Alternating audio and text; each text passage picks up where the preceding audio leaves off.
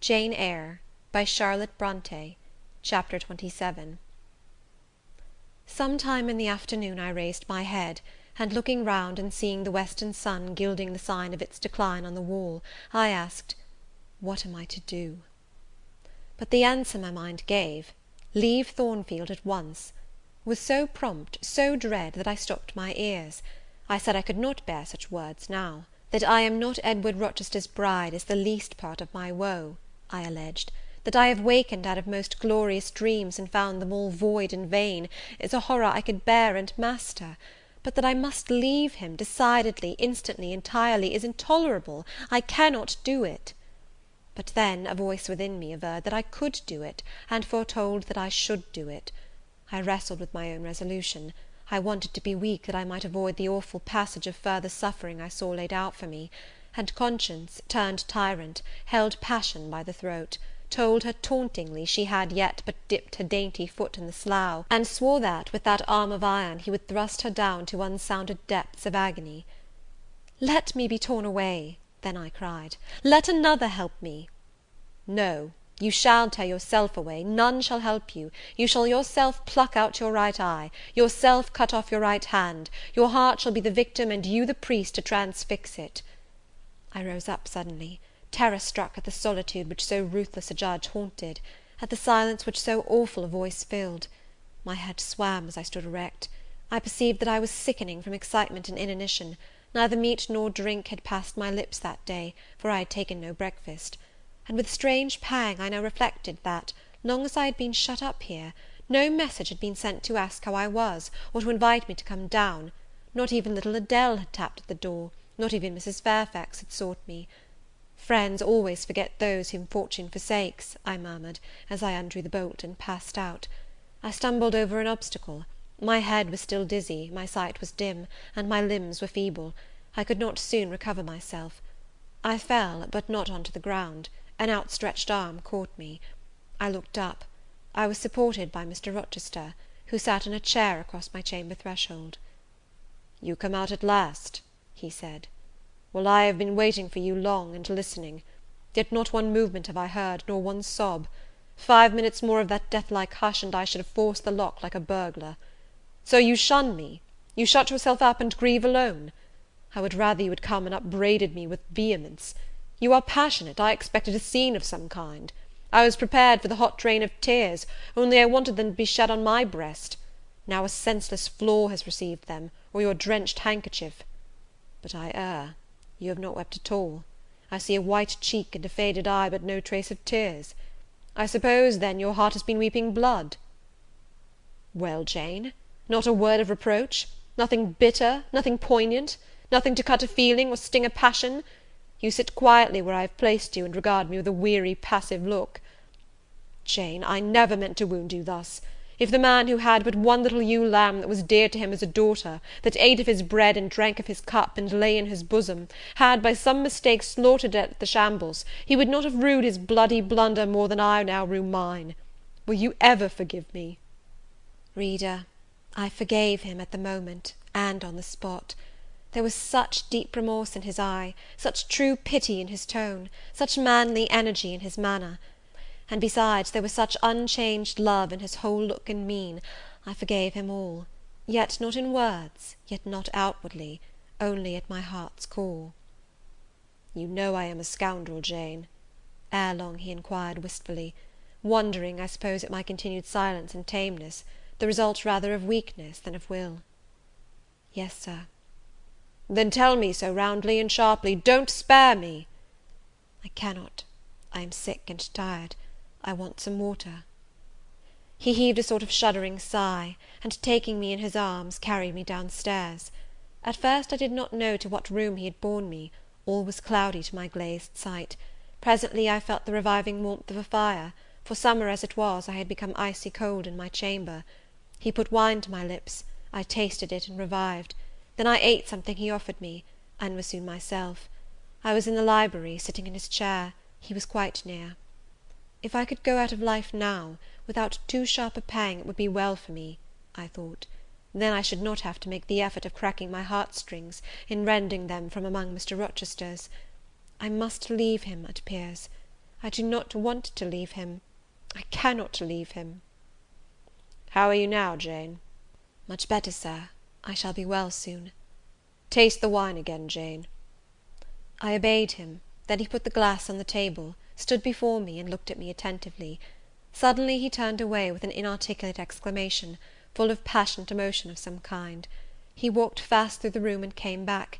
He stooped towards me as if to kiss me, but I remembered caresses were now forbidden. I turned my face away and put his aside. "What? How is this?" he exclaimed hastily. "Oh, I know. You won't kiss the husband of Bertha Mason. You consider my arms filled and my embraces appropriated?" "At any rate, there is neither room nor claim for me, Sir." "Why, Jane? I will spare you the trouble of much talking. I will answer for you. Because I have a wife already, you would reply. I guess rightly?" "Yes." "If you think so, you must have a strange opinion of me. You must regard me as a plotting profligate, a base and low rake, who's been simulating disinterested love, in order to draw you into a snare deliberately laid, and strip you of honour and rob you of self-respect. What do you say to that? I see you can say nothing. In the first place, you are faint still, and have enough to do to draw your breath. In the second place, you cannot yet accustom yourself to accuse and revile me; and besides, the floodgates of tears are opened, and they would rush out if you spoke much, and you have no desire to expostulate, to upbraid, to make a scene. You are thinking how to act. Talking, you consider, is of no use. I know you. I am on my guard." "Sir, I do not wish to act against you," I said, and my unsteady voice warned me to curtail my sentence. "Not in your sense of the word; but in mine you are scheming to destroy me. You have as good as said that I am a married man. As a married man, you will shun me, keep out of my way. Just now you have refused to kiss me. You intend to make yourself a complete stranger to me, to live under this roof only as Adele's governess. If ever I say a friendly word to you, if ever a friendly feeling inclines you again to me, you will say, 'That man had nearly made me his mistress. I must be ice and rock to him.' And ice and rock you will accordingly become." I cleared and steadied my voice to reply, "All is changed about me, Sir. I must change too. There is no doubt of that. And to avoid fluctuations of feeling and continual combats with recollections and associations, there is only one way. Adele must have a new governess, Sir." "Oh, Adele will go to school. I have settled that already. Nor do I mean to torment you with the hideous associations and recollections of Thornfield Hall, this accursed place, this tent of Achan, this insolent vault offering the ghastliness of living death to the light of the open sky, this narrow stone hell with its one real fiend, worse than a legion of such as we imagine. Jane, you shall not stay here, nor will I. I was wrong ever to bring you to Thornfield Hall, knowing as I did how it was haunted. I charged them to conceal from you, before I ever saw you, all knowledge of the curse of the place, merely because I feared Adele never would have a governess to stay if she knew with what inmates she was housed, and my plans would not permit me to remove the maniac elsewhere. Though I possess an old house, Ferndean Manor, even more retired and hidden than this, where I could have lodged her safely enough, had not a scruple about the unhealthiness of the situation, in the heart of a wood, made my conscience recoil from the arrangement. Probably those damp walls would soon have eased me of her charge; but to each villain his own vice, and mine is not a tendency to indirect assassination, even of what I most hate. Concealing the mad woman's neighbourhood from you, however, was something like covering a child with a cloak, and laying it down near an upas tree. That demon's vicinage is poisoned, and always was. But I'll shut up Thornfield Hall. I'll nail up the front door and board the lower windows. I'll give Mrs. Poole 200 a year to live here with my wife, as you term that fearful hag. Grace will do much for money, and she shall have her son, the keeper at Grimsby Retreat, to bear her company, and be at hand to give her aid in the paroxysms, when my wife is prompted by her familiar to burn people in their beds at night, to stab them, to bite their flesh from their bones, and so on." "Sir," I interrupted him, "you are inexorable for that unfortunate lady. You speak of her with hate, with vindictive antipathy. It is cruel. She cannot help being mad." "Jane, my little darling, so I will call you, for so you are. You don't know what you are talking about. You misjudge me again. It is not because she is mad I hate her. If you were mad, do you think I should hate you?" "I do indeed, Sir." "Then you are mistaken, and you know nothing about me, and nothing about the sort of love of which I am capable. Every atom of your flesh is as dear to me as my own. In pain and sickness it would still be dear. Your mind is my treasure, and if it were broken, it would be my treasure still. If you raved, my arms should confine you, and not a strait waistcoat. Your grasp, even in fury, would have a charm for me. If you flew at me as wildly as that woman did this morning, I should receive you in an embrace, at least as fond as it would be restrictive. I should not shrink from you with disgust as I did from her. In your quiet moments you would have no watcher and no nurse but me, and I could hang over you with untiring tenderness, though you gave me no smile in return, and never weary of gazing into your eyes, though they had no longer a ray of recognition for me. But why do I follow that train of ideas? I was talking of removing you from Thornfield. All you know is prepared for prompt departure. To-morrow you shall go. I only ask you to endure one more night under this roof, Jane, and then farewell to its miseries and terrors forever. I have a place to repair to, which will be a secure sanctuary from hateful reminiscences, from unwelcome intrusion, even from falsehood and slander. And take Adele with you, sir, I interrupted. She will be a companion for you. What do you mean, Jane? I told you I would send Adele to school, and what do I want with a child for a companion, and not my own child, a French dancer's bastard? Why do you importune me about her? I say, why do you assign Adele to me for a companion? You spoke of a retirement, sir, and retirement and solitude are dull, too dull for you. Solitude? Solitude? He reiterated with irritation. I see I must come to an explanation. I don't know what sphinx-like expression is forming in your countenance. You are to share my solitude. Do you understand? I shook my head. It required a degree of courage, excited as he was becoming, even to risk that mute sign of dissent. He had been walking fast about the room, and he stopped as if suddenly rooted to one spot. He looked at me long and hard. I turned my eyes from him, fixed them on the fire, and tried to assume and maintain a quiet, collected aspect. Now for the hitch in Jane's character, he said at last, speaking more calmly than from his look I had expected him to speak. The reel of silk has run smoothly enough so far, but I always knew there would come a knot and a puzzle. Here it is. Now for vexation and exasperation and endless trouble. By God, I long to exert a fraction of Samson's strength, and break the entanglement like tow. He recommenced his walk, but soon again stopped, and this time just before me. Jane, will you hear reason? He stooped and approached his lips to my ear. Because if you won't, I'll try violence. His voice was hoarse, his look that of a man who is just about to burst an insufferable bond, and plunge headlong into wild license. I saw that in another moment, and with one impetus of frenzy more, I should be able to do nothing with him. The present, the passing second of time, was all I had in which to control and restrain him. A movement of repulsion, flight, fear, would have sealed my doom, and his. But I was not afraid, not in the least. I felt an inward power, a sense of influence which supported me. The crisis was perilous, but not without its charm, such as the Indian perhaps feels when he slips over the rapid in his canoe. I took hold of his clenched hand, loosened the contorted fingers, and said to him soothingly, "Sit down. I'll talk to you as long as you like, and hear all you have to say, whether reasonable or unreasonable."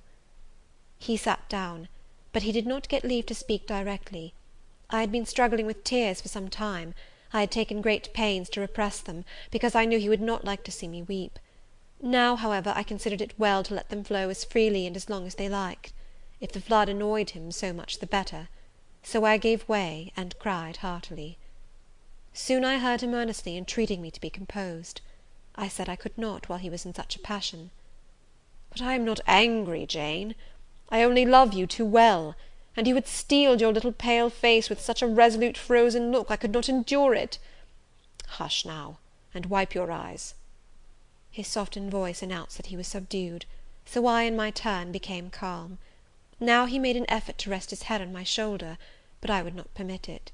Then he would draw me to him. No. "Jane, Jane," he said, in such an accent of bitter sadness it thrilled along every nerve I had. "You don't love me, then? It was only my station and the rank of my wife that you valued. Now that you think me disqualified to become your husband, you recoil from my touch as if I were some toad or ape." These words cut me, yet what could I do or say? I ought probably to have done or said nothing, but I was so tortured by a sense of remorse at this hurting his feelings, I could not control the wish to drop balm where I had wounded. "I do love you," I said, more than ever; but I must not show or indulge the feeling, and this is the last time I must express it." "The last time, Jane?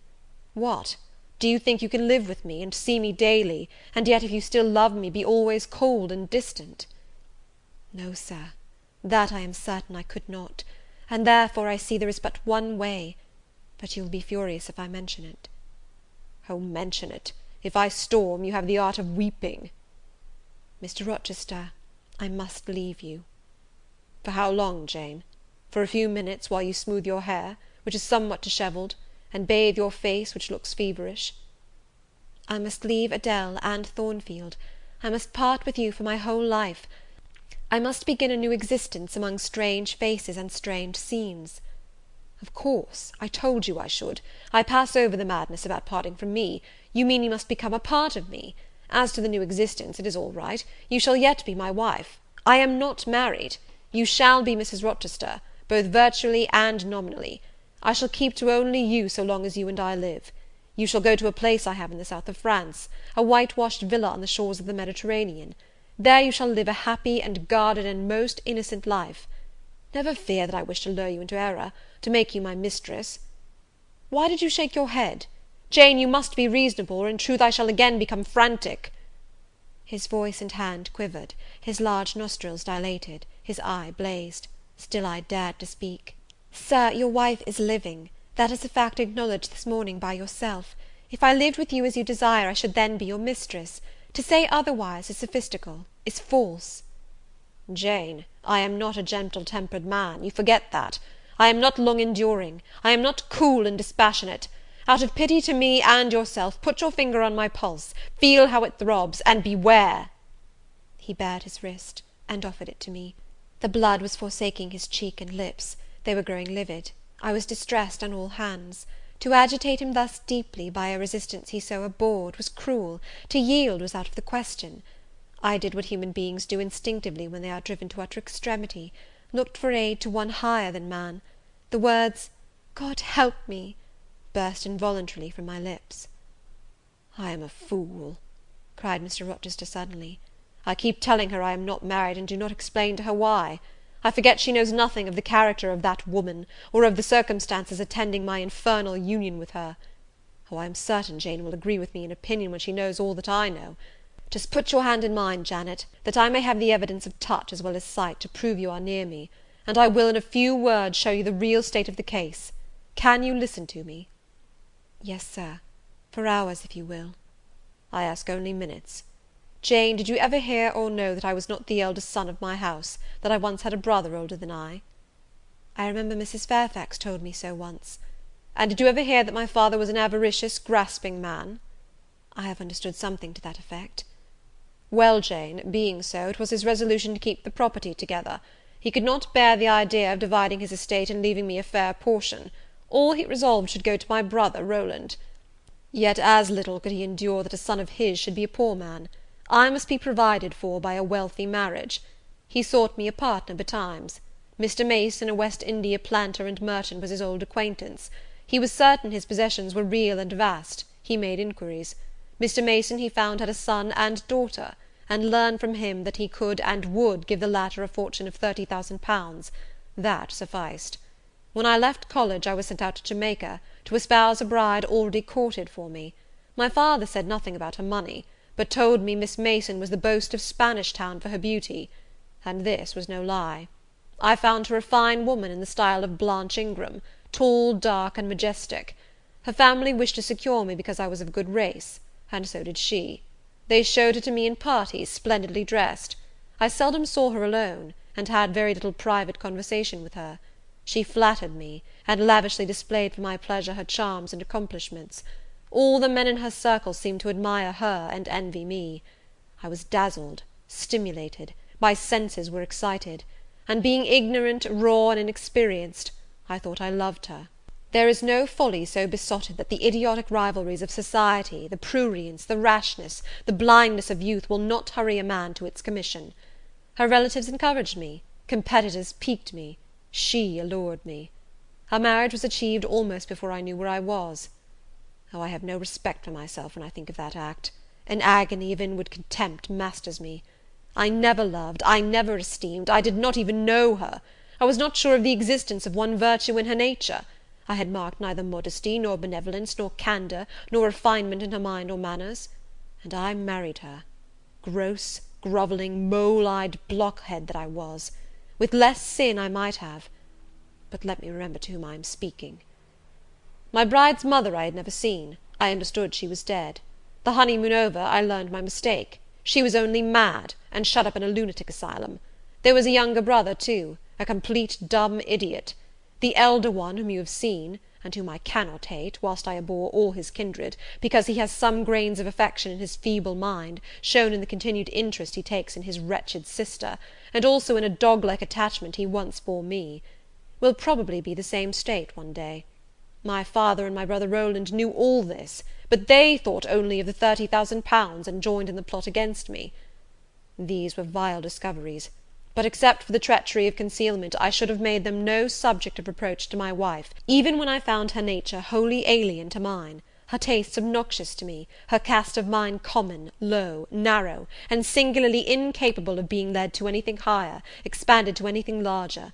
When I found that I could not pass a single evening, nor even a single hour of the day with her in comfort, that kindly conversation could not be sustained between us, because whatever topic I started, immediately received from her a turn at once coarse and trite, perverse and imbecile; when I perceived that I should never have a quiet or settled household, because no servant would bear the continued outbreaks of her violent and unreasonable temper, or the vexations of her absurd, contradictory, exacting orders, even then I restrained myself. I eschewed upbraiding. I curtailed remonstrance. I tried to devour my repentance and disgust in secret. I repressed the deep antipathy I felt. Jane, I will not trouble you with abominable details. Some strong words shall express what I have to say. I lived with that woman upstairs 4 years, and before that time she had tried me indeed. Her character ripened and developed with frightful rapidity. Her vices sprang up fast and rank. They were so strong only cruelty could check them, and I would not use cruelty. What a pigmy intellect she had, and what giant propensities! How fearful were the curses those propensities entailed on me! Bertha Mason, the true daughter of an infamous mother, dragged me through all the hideous and degrading agonies which must attend a man bound to a wife at once intemperate and unchaste. My brother, in the interval, was dead, and at the end of the 4 years my father died too. I was rich enough now, yet poor to hideous indigence. A nature the most gross, impure, depraved I ever saw was associated with mine, and called by the law and by society a part of me, and I could not rid myself of it by any legal proceedings; for the doctors now discovered that my wife was mad. Her excesses had prematurely developed the germs of insanity. Jane, you don't like my narrative. You look almost sick. Shall I defer the rest to another day? No, sir, finish it now. I pity you. I do earnestly pity you. Pity, Jane, from some people is a noxious and insulting sort of tribute, which one is justified in hurling back in the teeth of those who offer it. But that is the sort of pity native to callous, selfish hearts. It is a hybrid, egotistical pain at hearing of woes, crossed with ignorant contempt for those who have endured them. But that is not your pity, Jane. It is not the feeling of which your whole face is full at this moment, with which your eyes are now almost overflowing, with which your heart is heaving, with which your hand is trembling in mine. Your pity, my darling, is the suffering mother of love. Its anguish is the very natal pang of the divine passion. I accept it, Jane. Let the daughter have free advent. My arms wait to receive her. Now, sir, proceed. What did you do when you found she was mad? Jane, I approached the verge of despair. A remnant of self-respect was all that intervened between me and the gulf.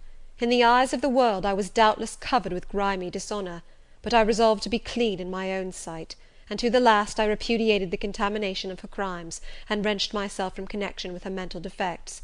Still society associated my name and person with hers.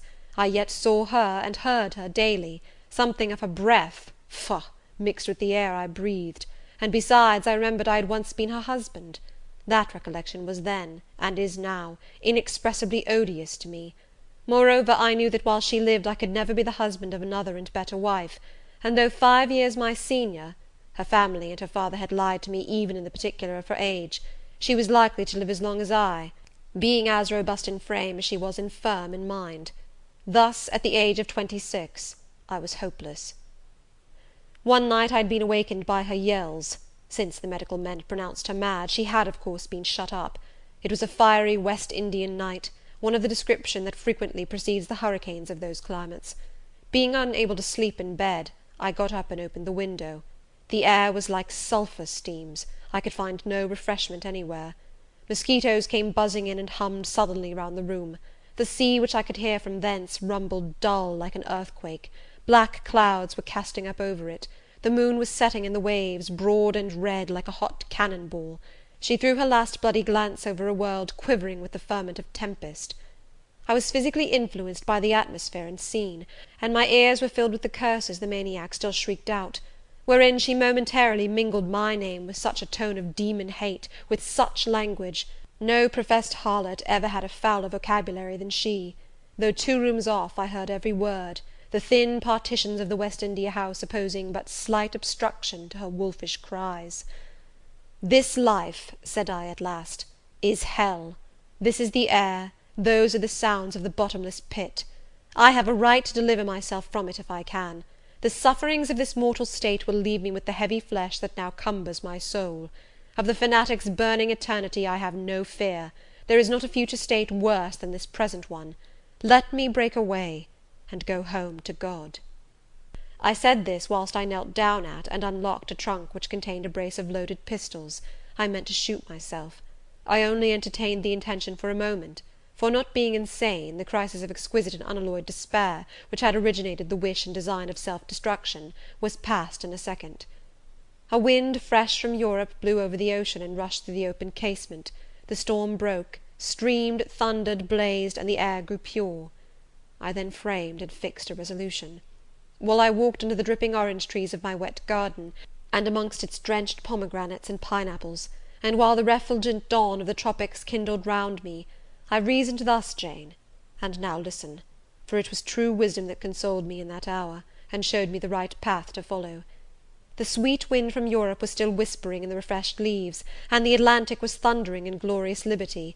My heart, dried up and scorched for a long time, swelled to the tone, and filled with living blood. My being longed for renewal, my soul thirsted for a pure draught. I saw hope revive, and felt regeneration possible.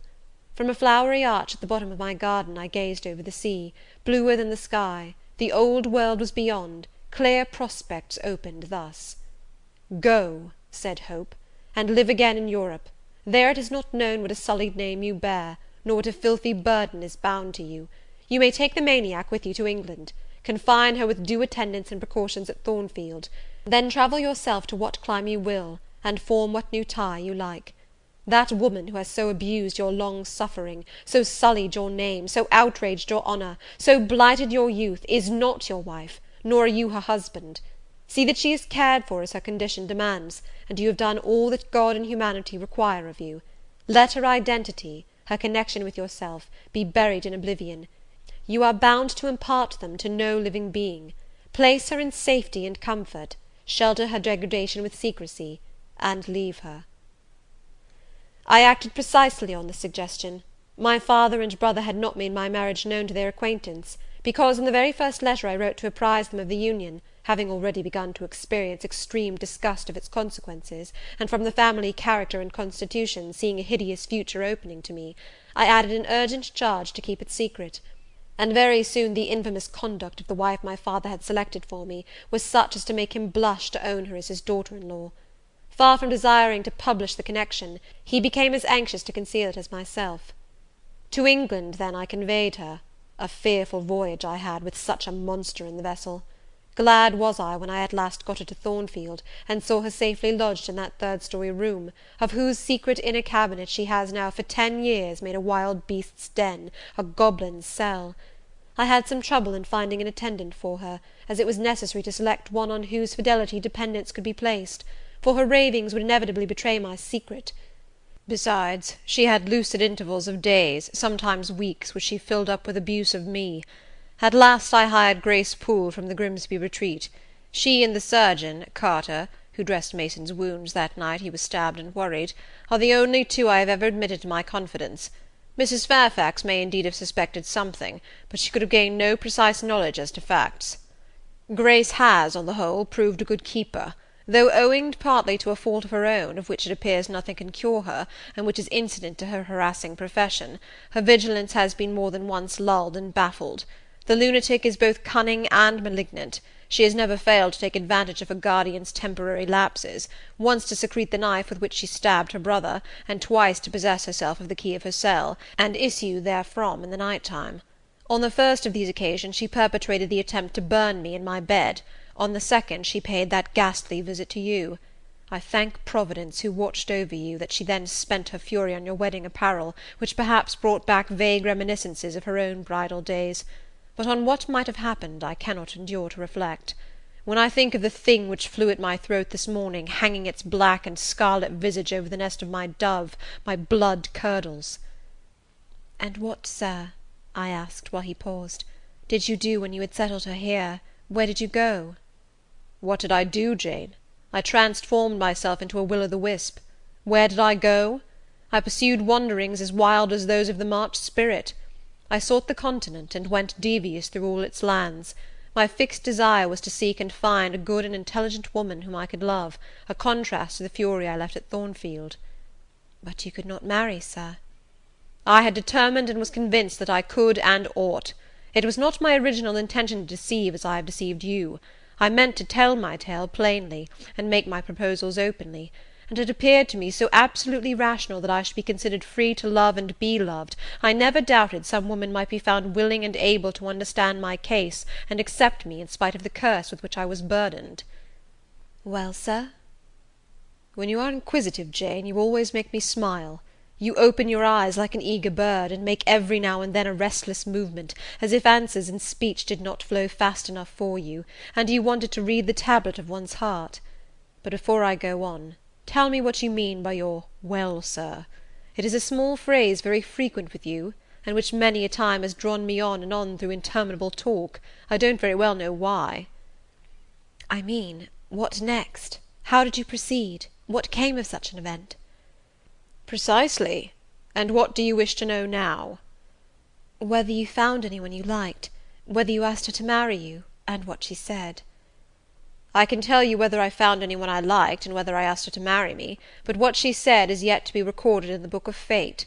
For 10 long years I roved about, living first in one capital, then another, sometimes in St. Petersburg, oftener in Paris, occasionally in Rome, Naples, Florence. Provided with plenty of money and the passport of an old name, I could choose my own society. No circles were closed against me. I sought my ideal of a woman amongst English ladies, French countesses, Italian signoras, and German Grafinnen. I could not find her. Sometimes for a fleeting moment I thought I caught a glance, heard a tone, beheld a form which announced the realization of my dream, but I was presently undeserved. You are not to suppose that I desired perfection, either of mind or person. I longed only for what suited me, for the antipodes of the Creole, and I longed vainly. Amongst them all I found not one, whom, had I been ever so free, I, warned as I was of the risks, the horrors, the loathings of incongruous unions, would have asked to marry me.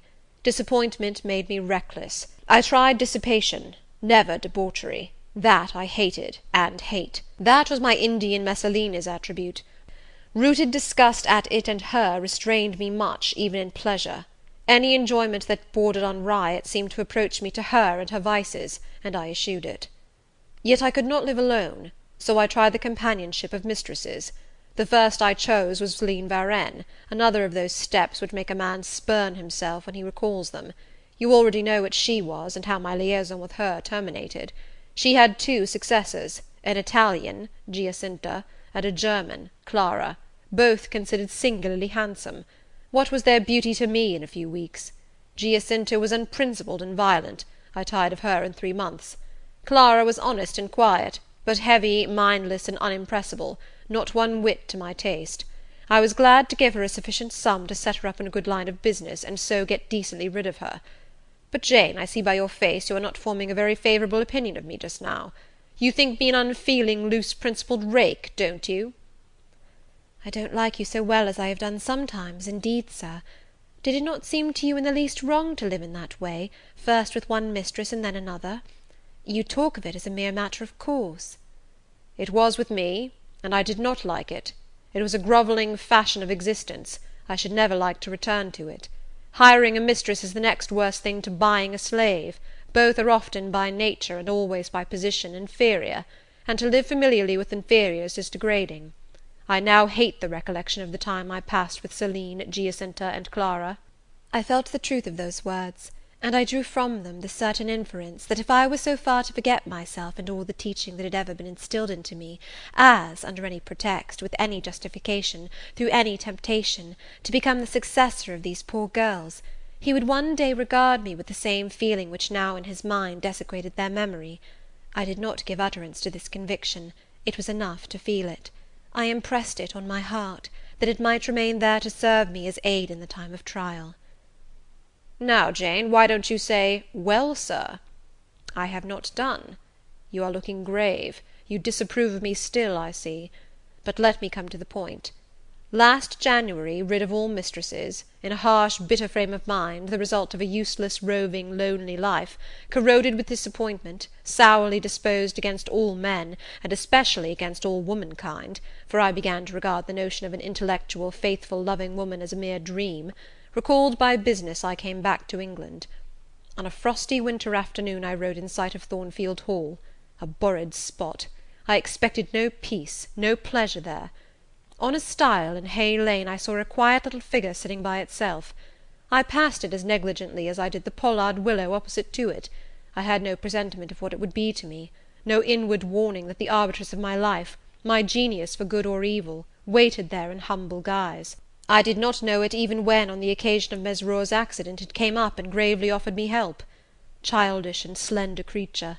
It seemed as if a linnet had hopped to my foot and proposed to bear me on its tiny wing. I was surly, but the thing would not go. It stood by me with strange perseverance, and looked and spoke with a sort of authority. I must be aided, and by that hand, and aided I was. When once I had pressed the frail shoulder, something new, a fresh sap and sense, stole into my frame. It was well I had learnt that this elf must return to me, that it belonged to my house down below, or I could not have felt it pass away from under my hand, and seen it vanish behind the dim hedge without singular regret. I heard you come home that night, Jane, though probably you were not aware that I thought of you or watched for you. The next day I observed you, myself unseen, for half an hour while you played with Adele in the gallery. It was a snowy day, I recollect, and you could not go out of doors. I was in my room. The door was ajar. I could both listen and watch. Adele claimed your outward attention for a while, yet I fancied your thoughts were elsewhere. But you were very patient with her, my little Jane. You talked to her and amused her a long time. When at last she left you, you lapsed at once into deep reverie. You betook yourself slowly to pace the gallery. Now and then, in passing a casement, you glanced out at the thick falling snow. You listened to the sobbing wind, and again you paced gently on and dreamed. I think those day visions were not dark. There is a pleasurable illumination in your eye occasionally, a soft excitement in your aspect, which told of no bitter, bilious, hypochondriac brooding. Your look revealed rather the sweet musings of youth when its spirit follows on willing wings the flight of hope, up and on to an ideal heaven. The voice of Mrs. Fairfax, speaking to a servant in the hall, wakened you. And how curiously you smiled to and at yourself, Janet! There was much sense in your smile. It was very shrewd, and seemed to make light of your own abstraction. It seemed to say, my fine visions are all very well, but I must not forget they are absolutely unreal. I have a rosy sky and green flowery Eden in my brain, but without, I am perfectly aware, lies at my feet a rough tract to travel, and around me gather black tempests to encounter. You ran downstairs and demanded of Mrs. Fairfax some occupation, the weekly house accounts to make up, or something of that sort, I think it was. I was vexed with you for getting out of my sight. Impatiently I waited for evening, when I might summon you to my presence. An unusual, to me, a perfectly new character, I suspected was yours. I desired to search it deeper and know it better. You entered the room with a look and air at once shy and independent. You were quaintly dressed, much as you are now. I made you talk. Ere long I found you full of strange contrasts. Your garb and manner were restricted by rule, your air was often diffident, and altogether that of one refined by nature, but absolutely unused to society, and a good deal afraid of making herself disadvantageously conspicuous by some solecism or blunder. Yet when addressed, you lifted a keen, a daring, and a glowing eye to your interlocutor's face. There was penetration and power in each glance you gave. When plied by close questions, you found ready and round answers. Very soon you seemed to get used to me. I believe you felt the existence of sympathy between you and your grim cross-master Jane, for it was astonishing to see how quickly a certain pleasant ease tranquillized your manner. Snarl as I would, you showed no surprise, fear, annoyance, or displeasure at my moroseness. You watched me, and now and then smiled at me with a simple yet sagacious grace I cannot describe. I was at once content and stimulated with what I saw. I liked what I had seen, and wished to see more. Yet for a long time I treated you distantly, and sought your company rarely. I was an intellectual epicure, and wished to prolong the gratification of making this novel and piquant acquaintance. Besides, I was for a while troubled with a haunting fear that if I handled the flower freely its bloom would fade, the sweet charm of freshness would leave it. I did not then know that it was no transitory blossom, but rather the radiant resemblance of one cut in an indestructible gem. Moreover, I wished to see whether you would seek me if I shunned you, but you did not. You kept in the schoolroom as still as your own desk and easel. If by chance I met you, you passed me as soon, and with as little token of recognition, as was consistent with respect. Your habitual expression in those days, Jane, was a thoughtful look, not despondent, for you were not sickly, but not buoyant, for you had little hope, and no actual pleasure. I wondered what you thought of me, or if you ever thought of me, and resolved to find this out. I resumed my notice of you. There was something glad in your glance, and genial in your manner.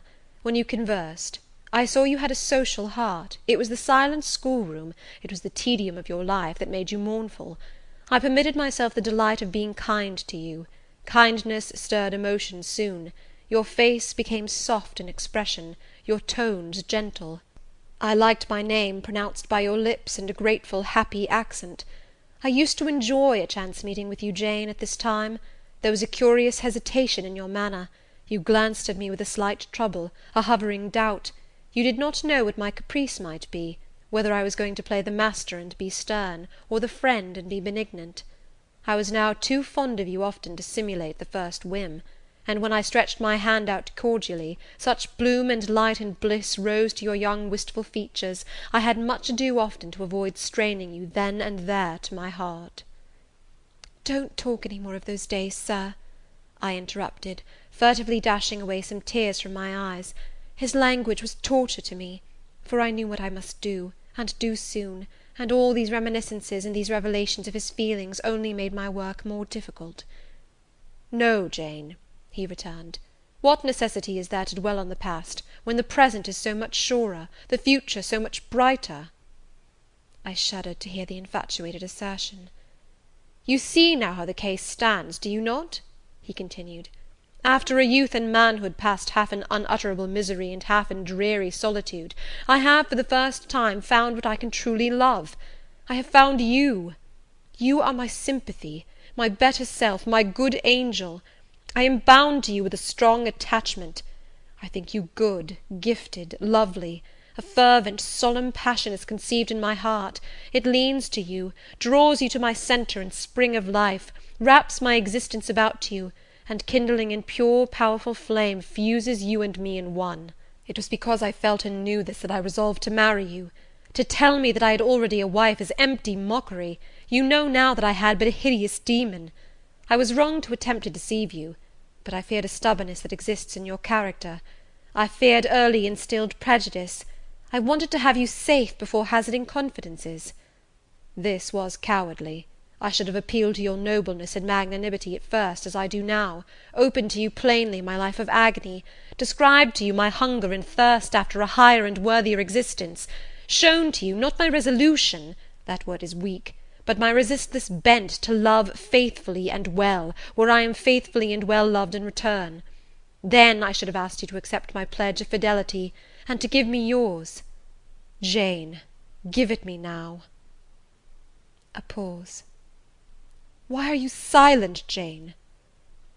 I was experiencing an ordeal. A hand of fiery iron grasped my vitals. Terrible moment, full of struggle, blackness, burning. Not a human being that ever lived could wish to be loved better than I was loved, and him who thus loved me I absolutely worshipped, and I must renounce love and idol. One drear word comprised my intolerable duty: depart. Jane, you understand what I want of you. Just this promise: I will be yours, Mr. Rochester. Mr. Rochester, I will not be yours. Another long silence. Jane, recommenced he, with a gentleness that broke me down with grief, and turned me stone cold with ominous terror, for this still voice was the pant of a lion rising. Jane, do you mean to go one way in the world, and to let me go another? I do. Jane, bending towards and embracing me, do you mean it now? I do.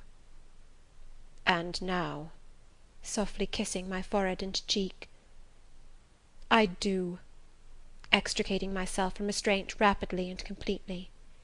Oh, Jane, this is bitter. This is wicked. It would be wicked not to love me. It would to obey you. A wild look raised his brows, crossed his features. He rose, but he forbore yet. I laid my hand on the back of a chair for support. I shook, I feared, but I resolved. One instant, Jane. Give one glance to my horrible life when you are gone. All happiness will be torn away with you. What then is left? For a wife I have but the maniac upstairs. As well might you refer me to some corpse in yonder churchyard. What shall I do, Jane? Where turn for a companion and for some hope? Do as I do. Trust in God and yourself. Believe in heaven. Hope to meet again there. Then you will not yield? No. Then you condemn me to live wretched and to die accursed? His voice rose. I advise you to live sinless, and I wish you to die tranquil. Then you snatch love and innocence from me. You fling me back on lust for a passion, vice for an occupation. Mr. Rochester, I no more assign this fate to you than I grasp at it for myself. We were born to strive and endure, you as well as I. Do so. You will forget me before I forget you. You make me a liar by such language. You sully my honour. I declared I could not change. You tell me to my face I shall change soon. And what a distortion in your judgment, what a perversity in your ideas is proved by your conduct! Is it better to drive a fellow creature to despair than to transgress a mere human law, no man being injured by the breach? For you have neither relatives nor acquaintances whom you need fear to offend by living with me.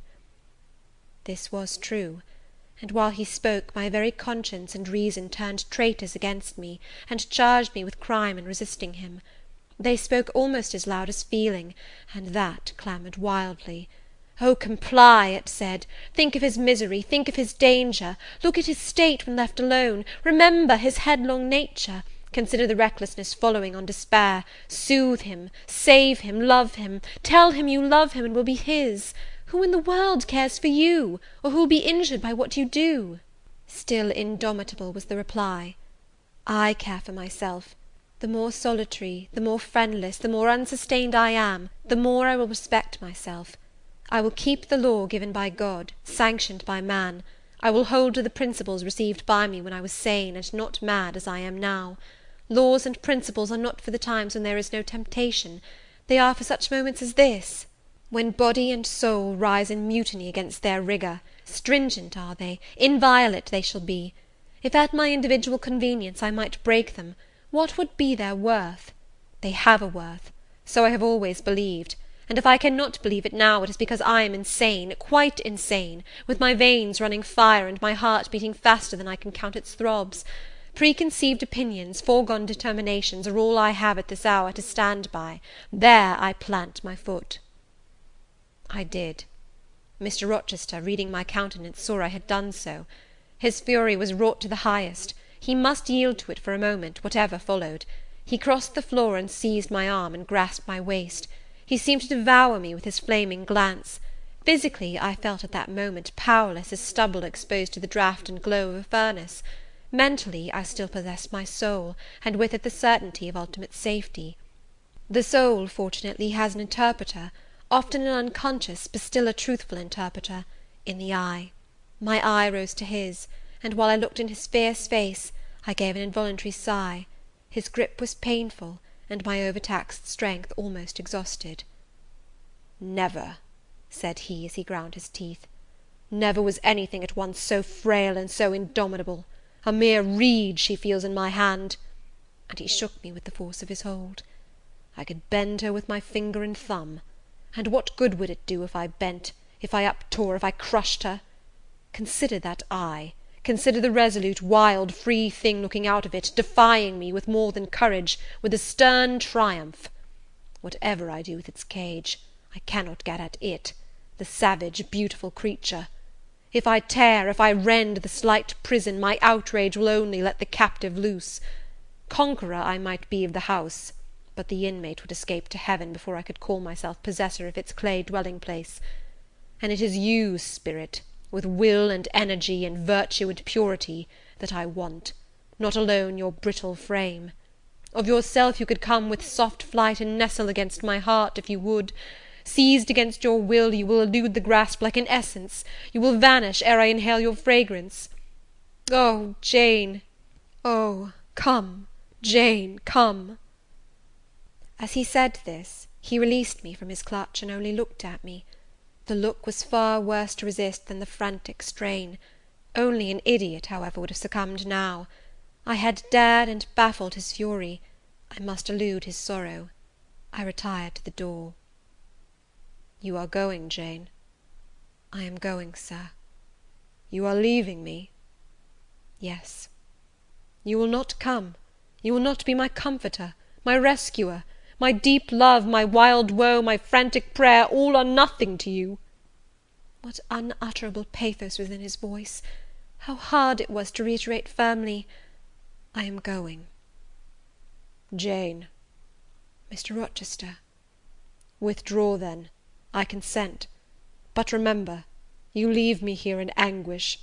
Go up to your own room, think over all I have said, and, Jane, cast a glance on my sufferings. Think of me." He turned away. He threw himself on his face on the sofa. "Oh, Jane, my hope, my love, my life!" broke in anguish from his lips. Then came a deep, strong sob. I had already gained the door, but, reader, I walked back as determinedly as I had retreated. I knelt down by him. I turned his face from the cushion to me. I kissed his cheek. I smoothed his hair with my hand. "God bless you, my dear master," I said. "God keep you from harm and wrong, direct you, solace you, reward you well for your past kindness to me." "Little Jane's love would have been my best reward," he answered. "Without it, my heart is broken. But Jane will give me her love, yes, nobly, generously." Up the blood rushed to his face, forth flashed the fire from his eyes, erect he sprang, he held his arms out, but I evaded the embrace, and at once quitted the room. "Farewell," was the cry of my heart as I left him. Despair added, "Farewell for ever." That night I never thought to sleep, but a slumber fell on me as soon as I lay down in bed. I was transported in thought to the scenes of childhood. I dreamt I lay in the Red Room at Gateshead, that the night was dark, and my mind impressed with strange fears. The light that had long ago struck me into syncope, recalled in this vision, seemed glidingly to mount the wall, and tremblingly to pause in the centre of the obscured ceiling. I lifted up my head to look. The roof resolved to clouds, high and dim. The gleam was such as the moon imparts to vapours she is about to sever. I watched her come, watched with the strangest anticipation, as though some word of doom were to be written on her disk. She broke forth as never moon yet burst from cloud. A hand first penetrated the sable folds and waved them away. Then, not a moon, but a white human form shone in the azure, inclining a glorious brow earthward. It gazed and gazed on me. It spoke to my spirit. Immeasurably distant was the tone, yet so near, it whispered in my heart. My daughter, flee temptation. Mother, I will. So I answered after I had waked from the trance-like dream. It was yet night, but July nights are short. Soon after midnight dawn comes. It cannot be too early to commence the task I have to fulfil, thought I. I rose. I was dressed, for I had taken off nothing but my shoes. I knew where to find in my drawers some linen, a locket, a ring. In seeking these articles, I encountered the beads of a pearl necklace Mr. Rochester had forced me to accept a few days ago. I left that. It was not mine. It was the visionary bride's who had melted in air. The other articles I made up in a parcel. My purse, containing 20 shillings, it was all I had, I put in my pocket. I tied on my straw bonnet, pinned my shawl, took the parcel and my slippers, which I would not put on yet, and stole from my room. Farewell, kind Mrs. Fairfax, I whispered as I glided past her door. Farewell, my darling Adele, I said as I glanced toward the nursery. No thought could be admitted of entering to embrace her. I had to deceive a fine ear. For aught I knew, it might now be listening. I would have got past Mr. Rochester's chamber without a pause, but my heart momentarily stopping its beat at that threshold, my foot was forced to stop also. No sleep was there. The inmate was walking restlessly from wall to wall, and again he sighed while I listened. There was a heaven, a temporary heaven, in this room for me, if I chose. I had but to go in, and to say, Mr. Rochester, I will love you and live with you through life till death, and a fount of rapture would spring to my lips. I thought of this. The kind master who could not sleep now was waiting with impatience for day. He would send for me in the morning. I should be gone. He would have me sought for, vainly. He would feel himself forsaken, his love rejected. He would suffer, perhaps grow desperate. I thought of this too. My hand moved towards the lock. I caught it back, and glided on. Drearily I wound my way down stairs. I knew what I had to do, and I did it mechanically. I sought the key of the side door in the kitchen. I sought too a phial of oil and a feather. I oiled the key and the lock. I got some water. I got some bread, for perhaps I should have to walk far, and my strength, sorely shaken of late, must not break down. All this I did without one sound. I opened the door, passed out, shut it softly. Dim dawn glimmered in the yard. The great gates were closed and locked, but a wicket in one of them was only latched. Through that I departed. It, too, I shut, and now I was out of Thornfield. A mile off beyond the fields lay a road which stretched in the contrary direction to Millcote, a road I had never travelled, but often noticed, and wondered where it led. Thither I bent my steps. No reflection was to be allowed now, not one glance was to be cast back, not even one forward. Not one thought was to be given either to the past or the future. The first was a page so heavenly sweet, so deadly sad, that to read one line of it would dissolve my courage and break down my energy. The last was an awful blank, something like the world when the deluge was gone by. I skirted fields and hedges and lanes till after sunrise. I believe it was a lovely summer morning. I know my shoes, which I had put on when I left the house, were soon wet with dew. But I looked neither to rising sun, nor smiling sky, nor wakening nature. He who is taken out to pass through a fair scene to the scaffold thinks not of the flowers that smile on his road, but of the block and axe edge, of the disseverment of bone and vein, of the grave gaping at the end; and I thought of drear flight and homeless wandering, and oh, with agony I thought of what I left. I could not help it. I thought of him now, in his room, watching the sunrise, hoping I should soon come to say I would stay with him and be his. I longed to be his. I panted to return. It was not too late. I could yet spare him the bitter pang of bereavement. As yet my flight, I was sure, was undiscovered. I could go back and be his comforter, his pride, his redeemer from misery, perhaps from ruin. Oh, that fear of his self-abandonment, far worse than my abandonment, how it goaded me! It was a barbed arrowhead in my breast. It tore me when I tried to extract it. It sickened me when remembrance thrust it farther in.